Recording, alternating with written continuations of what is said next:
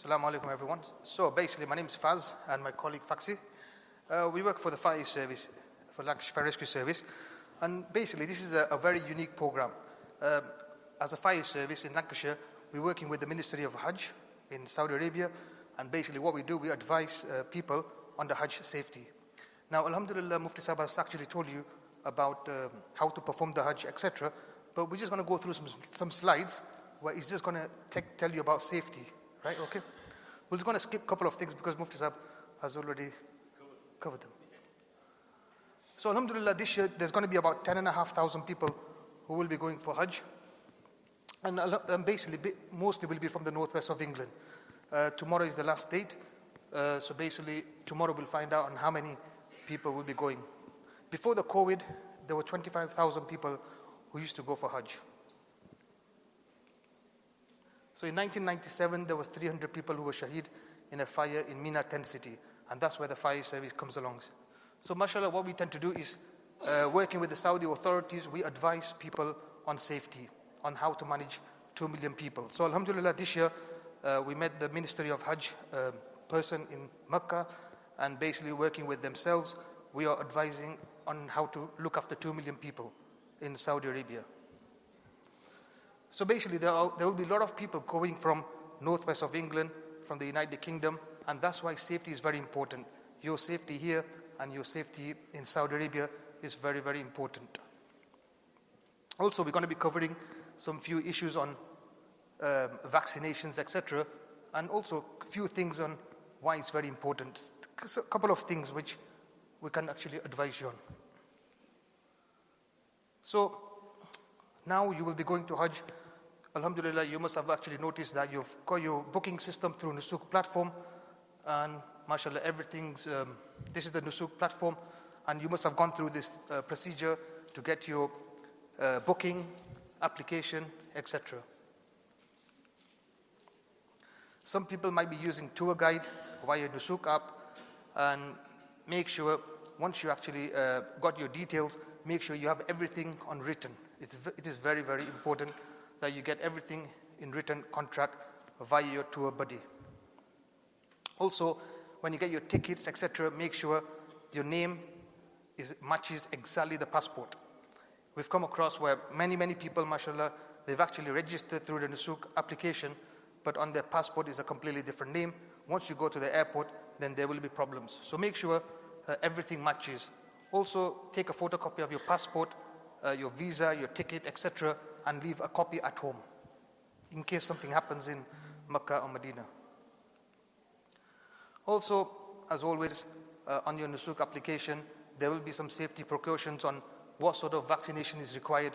ACWY, it's very, very important. You do need that, and make sure you do take the vaccination. Also, for many people who will be going to Hajj, if you're going through any underlying medication, like any problems such as kidney dialysis or any other medical issues, make sure you get a prescription from your doctor. Alhamdulillah, we can now download the My GP app, so every information is on My GP app. But in case something happens in Mecca or Medina, alhamdulillah, you will have the access to the free facilities in Mecca, in Medina, in the Muzdalifah, Arafat, the hospital sites, where at least if you've got a medical report, etc., at least the Saudi authorities can actually assist you or help you.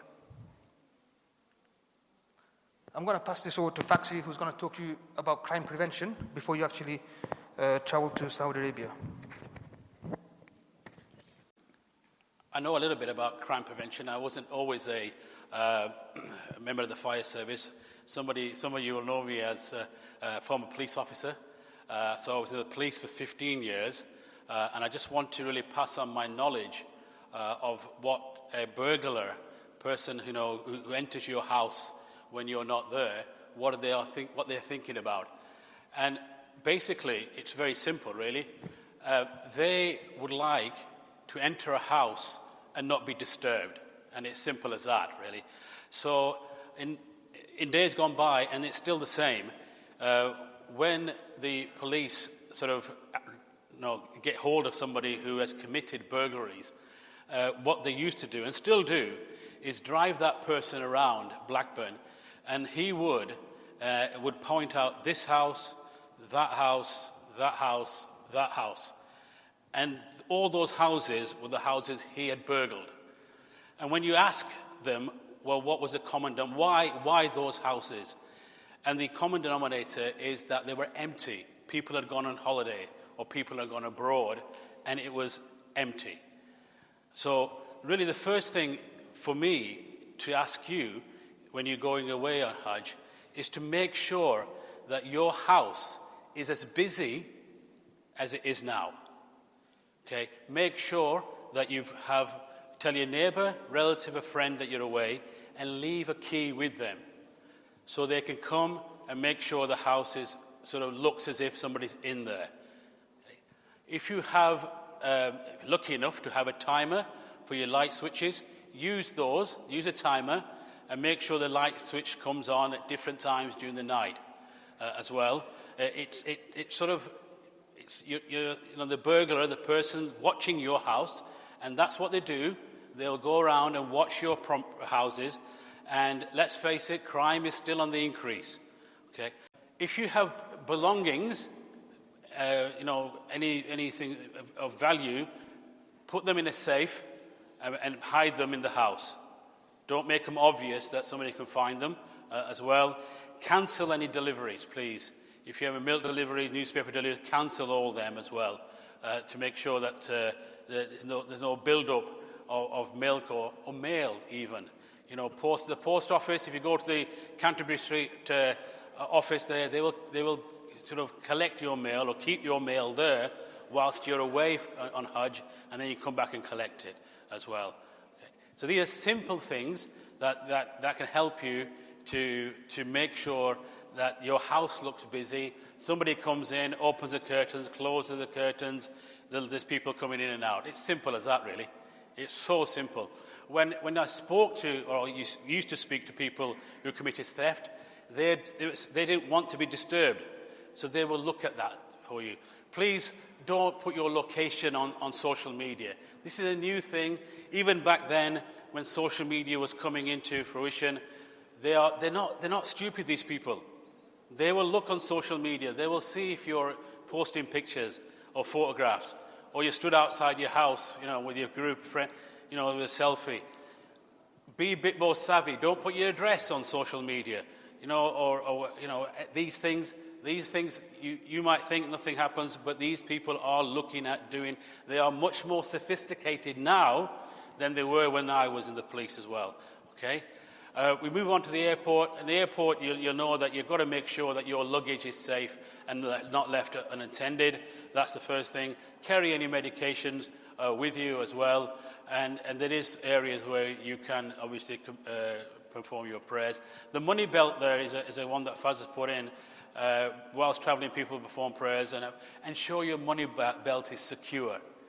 Secure, even in places, holy places, people's intentions sometimes are not what they are. Just be careful, really. And that's really the message around crime prevention. So now you arrive in Saudi Arabia, now you're in Jeddah, inshallah. This is what the airport looks like. They've got two terminals. They've got King Abdulaziz Airport, and they've got the Hajj airport as well. So once you arrive at the airport, our advice is that if you're going to be going to Medina Sharif, it's important to register your Nusuk App here, and also for the Rawda, make sure you book your slot whilst you're departing to Hajj, because you will see plenty of spaces. So our advice is download your Nusuk App, you will get your visa number, and alhamdulillah, if you can get a slot for your permit in Rawda, then that will be easy. Once you arrive at the airport, they will be giving you an ID, either a wristband with a barcode. That barcode is very, very important. That will identify who you are, where you're staying, your Hajj group, your location, etc. In case something happens in Arafat or Muzdalifah or Mina, with that barcode, they can identify you, who you are, where you are, your next of kin, etc. Also, carry any medicines with you with a copy of your prescription. And also, it's better to buy your SIM card at the airport. Mobily, Zen, STC, because there's going to be a lot of free offers, etc. So buy your SIM card from the airport if you can. This is the gate of Makkah. Also, once you arrive in Makkah, Medina, familiarize yourself with the fire safety. It's very, very important. In Makkah, the buildings are very high. So every single room in Makkah, behind the doors, you will have a fire exit strategy, a fire exit plan. Also, in your hotel, it's advisable to use the safety deposit box. It is very, very important. Once you enter the Masjid-e-Haram, sometimes there might be police officers. Well, on every single door, there is police officers, both with male and female officers, who might be sometimes do a quick search. If you are carrying any scissors or any sharp equipment, they will confiscate that. This is the layout of Masjid-e-Haram. From today, the Hajj people are now entering Makkah. This is the layout of Masjid-e-Haram. Also, like Faxxy mentioned, unfortunately, people do sometimes do things in Haram, Masjid-e-Haram. It is very, very important that you do leave your valuables, in the safety deposit box. It is very important. Any rucksacks or any valuables which are now kept in Masjid-e-Haram or in Medina, they will be confiscated. Even your shoes, if you keep them on the shoe rack, between Fajr and Isha is okay. After Isha, they will just discard it. Okay, so make sure you don't just keep your slippers. Just make sure you have a little bag where you can carry your slippers. When you enter Masjid-e-Haram, there are designated entry points for those performing Umrah. There are 6 gates where you can enter Masjid-e-Haram with your ihram to do your Umrah. Okay, so follow the instructions by the officials. Just going to go through this couple of things. Okay, so this is a couple of gates. It's highlighted in green. These are the designated gates. Okay, so whilst you're performing tawaf, make sure you walk calmly. It is important. Do not congregate between Rukn Yamani and Hajar Aswad. And kissing of Hajar Aswad is very busy during the peak times. So do follow the instructions. 7 o'clock in the morning is okay for females, and also in the evening at certain times for male participants. Okay. The Grand Mosque is equipped with free wheelchairs. Okay, near the King Fahd extension. If you go to the designated place, they can give you a free wheelchairs. On the 4th floor of Masjid-e-Haram, if you've got a person with disability, then if you're taking your disabled card or a WhatsApp something, their family or yourselves can actually go free of charge in the golf cart, which is on the 4th floor. Okay, so the golf cart is available on the 4th floor free of charge. The escalators in Masjid-e-Haram, there are many, many escalators. Be careful. We have seen a lot of incidents where people tend to rush. Also this year, we advise the Saudi authorities to when people are actually going up the escalators, to make sure they use the barricades at the back, because usually a congregation tends to happen at the very top, and next minute there's a domino effect of people falling, tripping. So make sure you do use escalators safely and properly. For the people with disability, the wheelchairs are barred. You can't use wheelchairs on the mataf floor. It is on the 1st floor, on the 4th floor. So if you're going doing tawaf with the person with disability, you won't be able to enter mataf. You'll be able to go on the 1st floor. Okay, crowds, very important. Be patient. Remember, more than 1 million Hajis are going to be there at the same place doing the same thing. Makkah and Medina are going to be busy. Avoid large crowds as possible, and accidents do happen. And also avoid sitting near the staircase. This is the signs that's going to be posted everywhere. Avoid sitting near the entrances. The Saudi authorities will just immediately remove you if you're actually sitting near the staircase or near the entrances. Okay? Sitting and sleeping in the Grand Mosque after 10 o'clock, after 11 o'clock in the evening. If you're sleeping in Masjid-e-Haram, they will tell you to wake up and go back to your hotel, or just tell you not to sleep. Okay, in the Grand Mosque, any missing items, okay? If you do find a missing item, do please locate to the police officer or just leave it on the floor. Okay, praying in the pathway is completely forbidden. At the entrances and the exits, and also in the wheelchair and electrical lanes, it is completely forbidden. Okay? Now I'm just going to go through 5 days of Hajj. So alhamdulillah, you will be traveling. 2 million people will be going from one place to another. It is one of the most largest operation in anywhere in the world, where 2 million people will be moving from one place to another. It's not easy. The planning does take place. This year's planning took place last year, and this after the Hajj, the planning will take place for next year. So this is the view of Mina. For many, it is the first time they will be seeing this tent city. It is the largest tent city in the world, mashallah. And within this tent city, you've got electrical ports. You'll have a big, massive LCD screens to identify and notify you of what is happening in Jamarat. Okay? Also, please keep the fire exits clear. It is there for a reason. A lot of people in the European camp and also from the South Asian camp, they do tend to block the fire exit camps. If there was a fire, if there was a tragedy, a big, massive problem. So please make sure you don't tamper with the fire exits. Only use designated. Alhamdulillah, the cooking is now completely banned for all the nationalities. So this is a good news. And also, don't overload the sockets. Yes, the Mina tent city will have loads of sockets. Just be considerable about your neighbor, about your friends. If you've charged your mobile phone, give other people a chance. Our advice is take a power bank. It'll be better. Use the designated tunnels. MashaAllah, there are many, many tunnels. Certain tunnels are used for Hujjaj to go from Mina to Muzdalifah, etc., from Makkah to Mina. This tunnel is specifically used for the emergency services. The key Jamarat bridge, before we finish, Alhamdulillah, there are 328 escalators. Just don't try to designate in first floor. Okay? Make sure you utilize the whole buildings. There will be 2 million people. And Alhamdulillah, since last 3 years, there has been no fatality, so that's a good news. So during the Jamarat stoning ritual, this is a picture of the Jamarat. It will be busy during peak hours. Do follow your leader's advice. And also within your tents, you will see a massive screens telling you what to do, what is happening live at that very current situation. And also when you're doing Rami, make sure you follow the instructions from the Saudi authorities. Walk calmly, don't push, don't carry any luggage. If you're carrying any rucksacks, the military will confiscate your rucksacks. Don't congregate or give money near to the bottom of Jamarat. You will see a lot of people asking you for money, saying, but please avoid giving any money and make sure everyone is accounted for.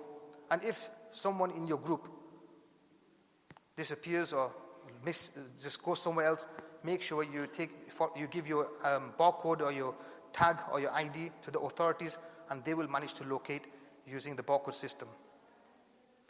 And also, the weather is going to be very hot. Make sure you take plenty of rest, protect yourself from the suns, and also drink plenty of water, which is provided free of charge. And also, like I said to you, make sure you have your ID bracelet with you at all times. If you are lost, contact one of the Hujjaj assistant booths. And if you have any concerns, you do have your right to contact the Ministry of Hajj Operations. And like I say, use the designated shoes area as well. This is very, very important as well. People tend to just put their shoes here, there. There is a designated shoe facilities, both in Masjid-E-Nabawi as well. And just want to say, Jazakallah khair for listening. We have just completely gone through very fast, but we do have a very 45-minute program. And there's a couple of things which, alhamdulillah, if you can follow this advice, do have a safe Hajj. And Jazakallah khair to our Mufti Sahib as well, and everyone else.